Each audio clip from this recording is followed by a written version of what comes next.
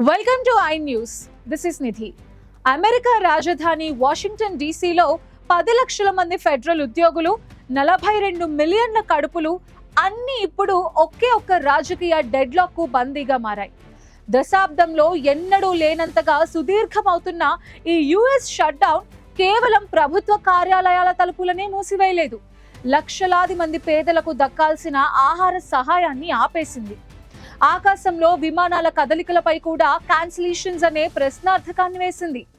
ఆహారం, భద్రత, ఆర్థిక వ్యవస్థ, అమెరికన్ల జీవనానికి ఆధారమైన ఈ 3 పిల్లర్లు ఎలా కూలిపోతున్నాయి? చట్టసభ సభ్యులు డెడ్లాక్ లో కూర్చుంటే అమెరికా ప్రజల జీవితాలు షాక్ లో కూరుకుపోయాయి. రాజధాని హిల్ పైన రాజకీయ యుద్ధం కింద 42 మిలియన్ల అమెరికన్ల ఆకలిని హౌస్టేజ్ చేసింది స్నాప్ ప్రోగ్రామ్. ఇది పేద కుటుంబాలకు లైఫ్ లైన్. కానీ ఇప్పుడు ఆ లైఫ్ లైన్ కూడా సస్పెండ్ అవుతోంది. పిల్లలకు ఫార్ములా కావాలా లేదా ఇంటి అద్దె కట్టాలా అనే ఇంపాసిబుల్ చాయిస్ ని ఎదుర్కొంటున్నారు అమెరికన్స్. ఫుడ్ బ్యాంకులు నిస్సహాయంగా ఉన్నాయి.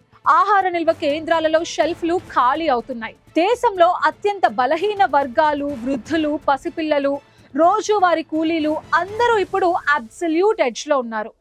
సంక్షోభం నేలపైనే కాదు, ఆకాశంలో కూడా. ఎయిర్ ట్రాఫిక్ కంట్రోలర్స్ తమ మొదటి జీతాన్ని కోల్పోయారు. జీతం లేకపోవడంతో వేల మంది సిబ్బంది కాలింగ్ ఇన్ సిక్ ప్రకటించారు.